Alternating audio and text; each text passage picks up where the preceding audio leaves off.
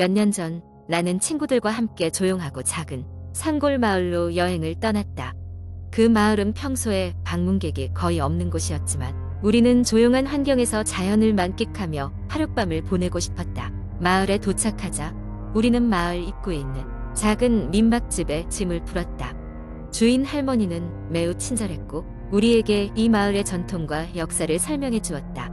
할머니는 평소에는 아무도 찾아오지 않는 이곳에 젊은 친구들이 와줘서 고맙다는 말을 덧붙였다. 첫날 밤 우리는 마을을 둘러보며 늦게까지 술잔을 기울였다. 돌아오는 길, 술에 조금 취한 우리는 주인 할머니가 하지 말라고 당부했던 산길, 옆 오솔길로 발걸음을 옮겼다. 할머니는 그 길이 오래전 사고로 폐쇄되었으며 그곳에서 귀신이 목격된다는 소문이 있다고 하셨지만 호기심 많은 우리는 그 길을 탐험하기로 했다.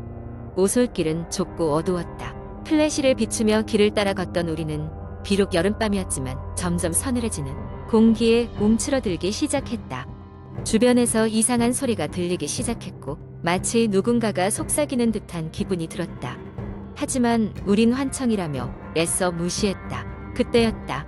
친구 중 한 명이 갑자기 멈춰섰다. 그의 눈은 커다래졌고 손가락으로 무언가를 가리켰다. 다들 그쪽을 쳐다보니 흐릿한 형체의 여인이 서 있었다. 그녀는 하얀 한복을 입고 있었고 긴 머리는 바람에 살랑거렸다. 우리 모두 놀란 나머지 숨도 쉬지 못했다. 그 여인은 이내 우리에게 다가왔다. 공포에 질린 우리는 그 자리에서 얼어붙어 말 한마디 하지 못했다. 그녀의 모습을 제대로 보기 전 갑자기 짙은 안개가 우리를 덮쳤고 우리는 혼란에 빠져 각자 다른 방향으로 달리기 시작했다. 정신을 차렸을 때 나는 산 깊은 곳에 혼자 있었다. 길을 되돌아가려 했지만 아무리 걸어도 같은 장소만 맴돌고 있었다. 시간이 지날수록 두려움은 커져만 갔다. 친구들의 이름을 불러보았지만 대답은 돌아오지 않았다. 그때 다시 속삭임이 들렸다. 왜 왔니? 여긴 너희가 있을 곳이 아닌데. 차가운 목소리가 내 귓가에 맴돌았다. 나는 더 이상 참지 못하고 무작정 앞만 보며 뛰기 시작했다. 그리고 나서 갑작스레 눈앞이 밝아졌고 나는 새벽빛이 비치는 마을 초입에 와 있었다. 거짓말처럼 안개는 걷혔고 친구들도 하나둘씩 그곳으로 나타났다. 우리는 서로의 안부를 확인하며 그날 밤 있었던 일을 이야기했다. 다행히도 모두 무사했지만 그날 밤 이후로 우리의 여행은 완전히 달라졌다. 다음 날 아침 우리는 주인 할머니에게 작별 인사를 하고 마을을 떠났다. 할머니는 우리의 얼굴을 보더니 모든 것을 아는 듯 가만히 미소 지으며 손을 흔들었다. 마을을 떠나며 우리는 다시는 그 길로 발걸음을 옮기지 않기로 다짐했다.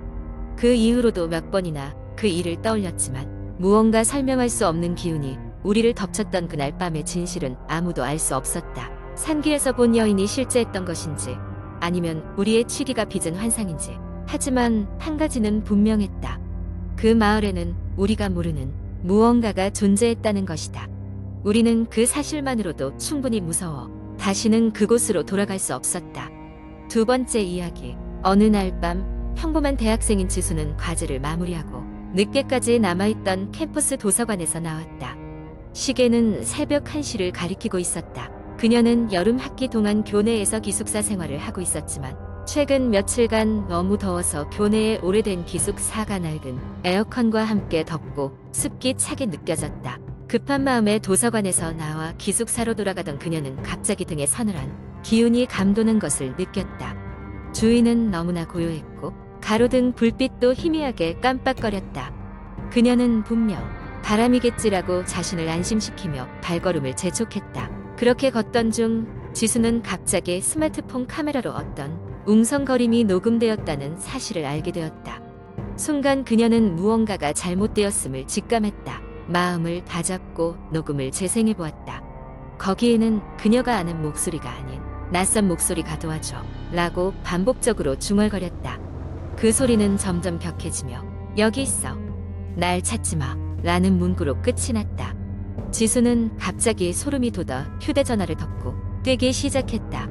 주변을 아무리 둘러보아도 사람 하나 보이지 않았다. 그녀의 심장은 터질 것 같았고 그녀의 발걸음은 점점 더 빨라졌다. 기숙사에 도착한 그녀는 서둘러 방으로 들어가 문을 걸어 잠갔다. 그녀는 침대에 누워 자기 자신을 안정시키려 했으나 침대 옆 창문 밖에서 들려오는 이상한 소리에 다시 긴장하고 말았다. 무엇인가가 창문 밖에서 긁는 듯한 소리가 들려왔던 것이다. 그녀는 두려움에 떨며 커튼을 약간 걷어보았다. 창문 밖에는 예상치 못한 슬픈 표정을 짓고 있는 낯선 여자가 서 있었다. 그녀는 입으로 난 여기서 죽었어 라고 무언가를 속삭이고 있었다. 그 순간 지수는 무언가 이상함을 느꼈다. 그 여자의 모습은 가끔 어둠 속에서 순간적으로 깜빡거렸고 그녀의 눈은 비정상적으로 검고 깊었다. 깜짝 놀라 창문에서 물러난 지수는 더 이상 견딜 수 없었다. 그녀는 방에서 나왔고 복도를 미친 듯이 달려나가 기숙사를 빠져나왔다. 캠퍼스를 벗어나기까지 계속 달리던 그녀는 근처에 있던 24시간 카페에 도착하여 정신을 차렸다. 그곳에서 지수는 흥분된 마음을 진정시키고 그녀가 겪은 일에 대해 정리하고 있었다. 카페에서 인터넷을 켜고 그 공포의 순간들을 글로 남기기 시작했다. 그녀가 글을 올리자마자 몇몇 댓글이 바로 달렸다. 동일한 기숙사에서 비슷한 일을 겪었다는 사람들부터 동일한 목소리를 들었다는 사람들까지 여러 가지 반응들이 있었다. 이후 캠퍼스 내에서는 그 오래된 기숙사에 대한 여러 소문이 돌기 시작했다. 기숙사의 역사 중 수십 년 전에 한 여학생이 불미스러운 사건으로 목숨을 잃었다는 사실이 조명되었다. 그 여학생의 방은 미처 방문하지 못한 공간으로 남아있었고 학생들은 그곳이 어두운 기운을 품고 있다고 믿기 시작했다. 지수는 이후로 다시는 그 기숙사에 들어가지 않았다. 인터넷에서는 여전히 그와 같은 경험담이 공유되며 이어지고 있었다. 시간이 흘러도 여전히 그 기숙사는 학생들 사이에서 두려움의 대상이었다고 한다.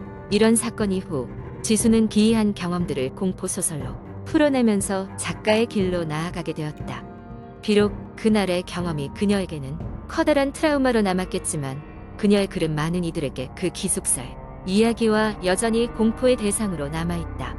세 번째 이야기. 제가 어렸을 때 우리 가족은 작은 시골 마을에 살았습니다. 그 마을에는 오래된 전설이 하나 있었는데 마을 근처의 산자락에 위치한 폐가에 관한 것이었습니다. 산속의 집이라고 불리는 그 집은 이미 오랜 세월 동안 아무도 살지 않았지만 밤마다 불빛이 새어나온다는 소문이 돌았습니다. 사람들은 그 집을 두려워하여 밤에는 절대 그 근처에 가지 않았습니다. 어느 날 친구들과의 장난으로 그 폐가에 가보기로 했습니다. 우리는 그날 밤 늦게 몰래 집을 빠져나와 산길을 따라 걸어갔습니다. 폐가에 가까워질수록 으스스한 기운이 감돌았습니다. 마침내 집 앞에 도착했을 때 우리는 서로의 얼굴을 보며 멈칫했습니다. 이상하게도 창문을 통해 불빛이 은은하게 새어나오고 있었습니다. 그 불빛에 호기심이 발동하여 우리는 천천히 집 안으로 들어갔습니다. 집 안은 오래되어 바닥이 삐걱거렸고 먼지가 가득했습니다. 우리는 후레쉬를 켜고 조심스레 안을 살폈습니다. 한참을 돌아다녀도 아무런 특별한 것을 찾지 못했지만 이상하게도 집 안에는 누군가 최근까지 사용한 흔적이 있었습니다. 식탁에 놓인 낡은 식기와 벽에 걸린 옷가지들, 그리고 마치 누군가 앉아 있었다는 듯한 흔적이 남은 소파. 우리는 더 깊숙이 집을 탐험하기로 했고 2층으로 올라가는 계단을 발견했습니다. 그때였습니다. 계단 아래서 문이 쾅 닫히는 소리가 들렸습니다. 깜짝 놀란 우리는 서로의 얼굴을 보았습니다. 혹시 누군가 집에 있는 걸까? 긴장감이 감돌았고 누군가의 장난이기를 바랐습니다. 2층으로 올라가 보니 복도 끝에 작은 방이 하나 있었습니다. 문이 살짝 열려 있었고 그 안에서 누군가의 속삭이는 소리가 들려왔습니다. 우리는 그 소리를 쫓아 방 안으로 들어갔는데 그곳엔 아무도 없었습니다. 방 한가운데에는 오래된 사진, 앨범이 하나 놓여 있었고 우리는 그걸 펼쳐보았습니다. 앨범 속 사진들은 모두 흑백이었고 오래된 마을의 모습들과 가족 사진들이 있었습니다. 그중 한 장의 사진을 자세히 들여다보니 우리의 시선을 사로잡았습니다. 바로 그 사진 속 인물이 우리 중 한 명과 닮아 있었던 것입니다. 우리는 그 자리에서 얼어붙고 말았습니다. 마치 그 순간 집안의 공기가 더욱 차가워진 것 같았습니다. 놀라서 방을 뛰쳐나오려는 순간 문 밖에서 또다시 발걸음 소리가 들렸습니다. 이번에는 확실히 누군가가 계단을 올라오는 소리였습니다.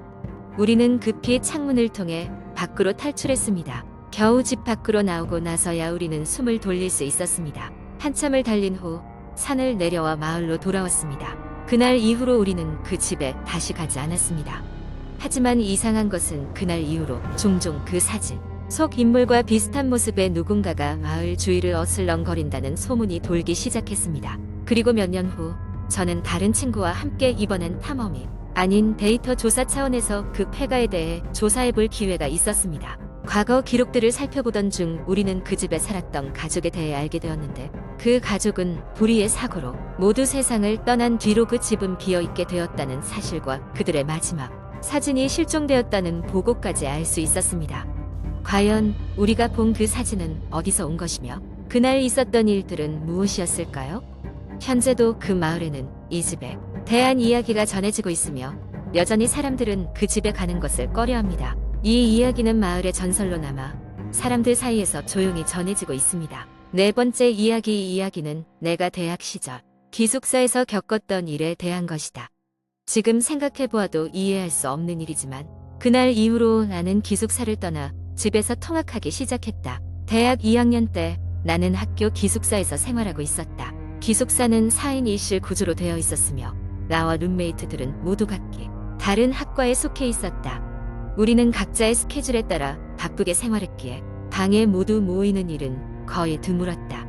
그러던 어느 날 나는 밤 늦게까지 캠퍼스 도서관에서 공부를 하다가 기숙사로 돌아왔다. 문을 열고 방으로 들어서자 방 안은 어쩐지 이상한 기운이 감돌고 있었다. 룸메이트들은 모두 나가고 없었고 불은 꺼져 있었다. 나는 피곤했기 때문에 곧장 침대에 누워 잠을 청하려 했다.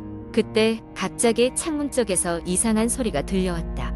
바람 소리라고 하기에는 뭔가 다른, 마치 누군가 창문을 긁는 듯한 소리였다. 처음에는 바람 소리가 이상하게 들린 거겠지 싶어 무시하려 했지만 그 소리는 점점 더 길고 강하게 들려왔다. 나는 자리에서 일어나 창문을 열어봤다. 밖에는 아무것도 없었다. 약간 으스스한 기분이 들었지만 그냥 너무 피곤해서 예민해졌나 보다 하고 다시 잠을 청하려 했다. 그런데 이번에는 문 쪽에서 발자국 소리가 들려왔다. 문이 열리고 누군가 방으로 들어오는 듯한 소리였다. 나는 깜짝 놀라 자리에서 벌떡 일어나 불을 켰지만 방 안에는 나밖에 없었다. 그 순간 나는 등골이 오싹해짐을 느꼈다. 누군가 분명히 있었다고 생각했기 때문이다. 다시 불을 끄고 침대에 누웠지만 소리들은 끊임없이 이어졌다. 무언가 웅얼거리는 소리, 간간히 들리는 웃음소리, 창문을 두드리는 소리. 나는 두려움에 떨며 이불을 덮어쓰고 밤을 꼬박 지새웠다. 다음 날 나는 룸메이트들에게 어젯밤의 일을 이야기했지만 그들 중 누구도 그런 경험을 한 적이 없다고 했다. 누군가는 내가 피곤해서 꾸며낸 이야기일 거라고 농담을 했고 다른 누군가는 그런 걸 믿느냐며 비웃었다. 하지만 나에게는 너무도 생생했던 경험이었다.